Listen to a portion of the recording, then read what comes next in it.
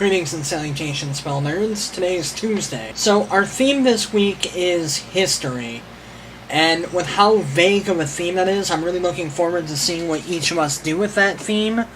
I'm actually really excited for this week, but I decided for mine, I'm going to do the history of myself on YouTube just because it seems pretty easy to do. Least favorite part of the vlogging process, getting comfortable. I discovered YouTube in 2007, which would have been my freshman year in high school was when I discovered YouTube. And it wasn't like I really went on there for any one particular person.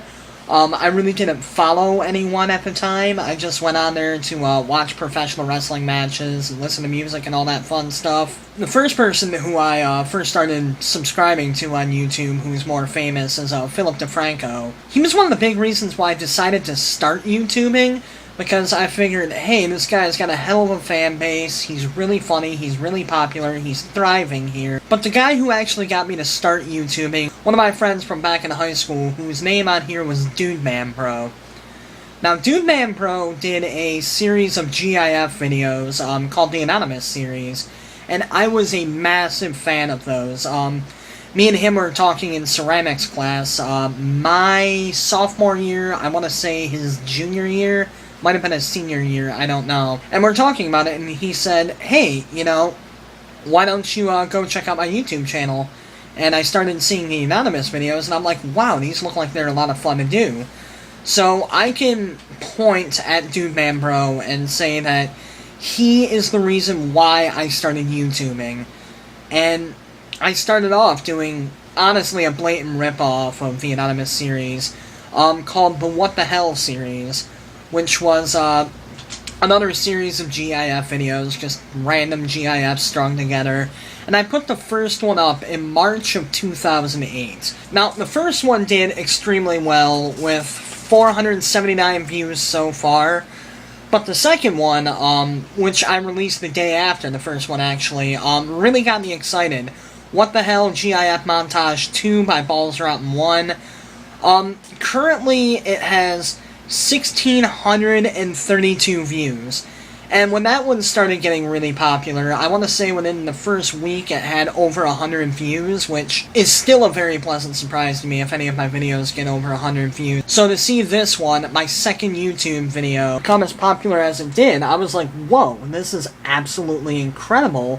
And I kind of got bitten with the YouTube bug. And then I got hit with computer issues, which has been a very common theme in my YouTube. It was over a year before I did my next video, which was the Awesome GIF, which, honestly, out of all my GIF videos, Awesome GIF was the one I don't really like to look back on. I keep it on my YouTube page as kind of this will keep you nice and humble. It didn't do that bad. It got 121 views, which, again, is really good on my channel. But that was just kind of this little sobering moment that I needed. Another little bit of computer issues, and I didn't start doing this again constantly until about August of 2009, where I started doing a top series, where I do my top 10 of something, or my top 25, top 30, whatever. And that did okay, I guess. It was just kind of a, hey, let's do something on here.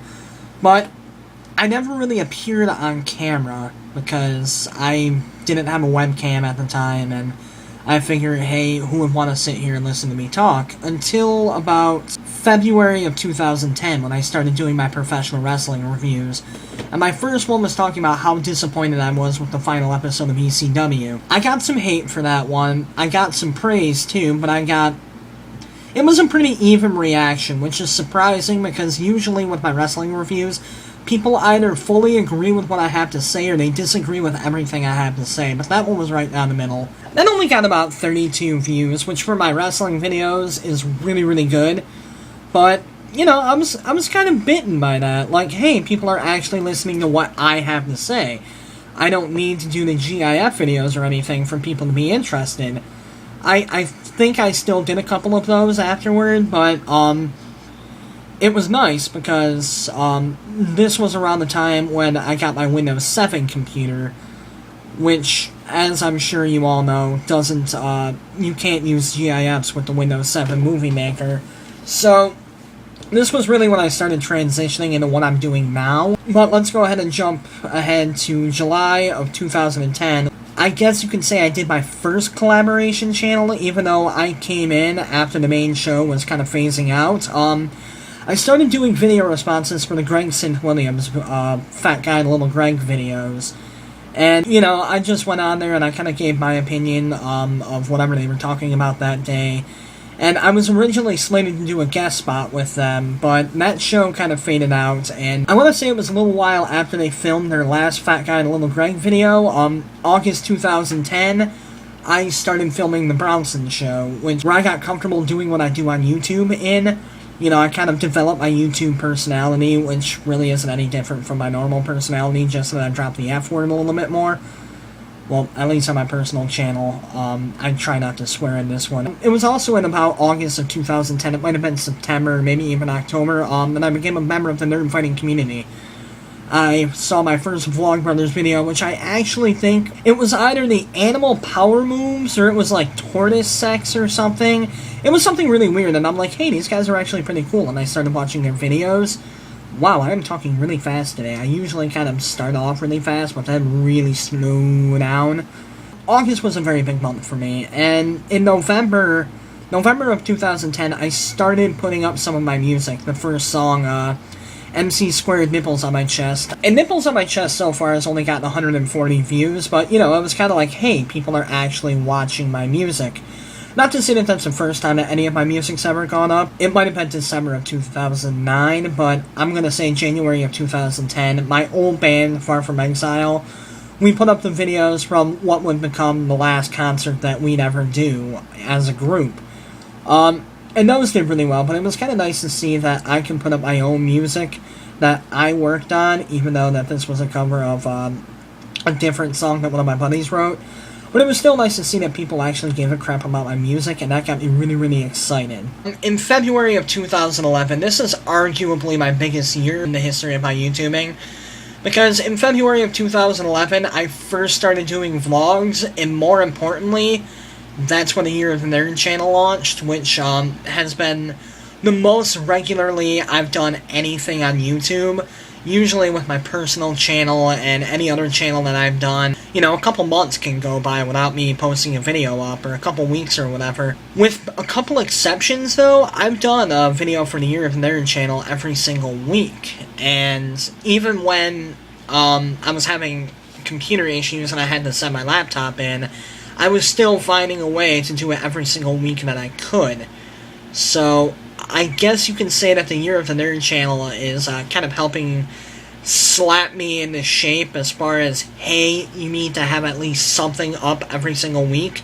And obviously it's a big part of my YouTubing because I've been doing this for almost 5 months. March of 2011 was a pretty big month for me because me and my buddy Josh decided we're going to do a short 20-minute movie in one night.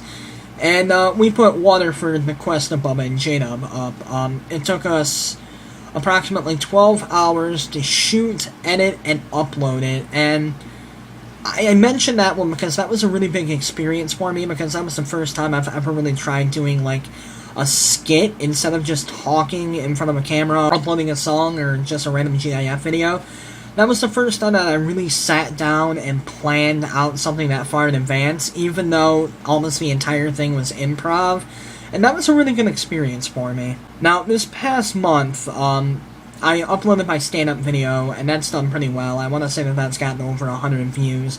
And that was really big for me, because I originally thought that I lost that stand-up video. I thought that it was gone forever. So to get it, and then upload it, and then see that it's doing that well, that has me really excited. Hopefully that's going to help me get bookings in the future for actually doing stand-up in clubs and stuff. And also in June 2011, I launched the Fatty in the Hat channel, which I've talked enough about, so I'm not going to really bore you with that. Morgana? I think I'm finally pronouncing it right. Morgana. Morgana. Morgana. I'm trying to pound it in my head because I'm pretty sure that that's right.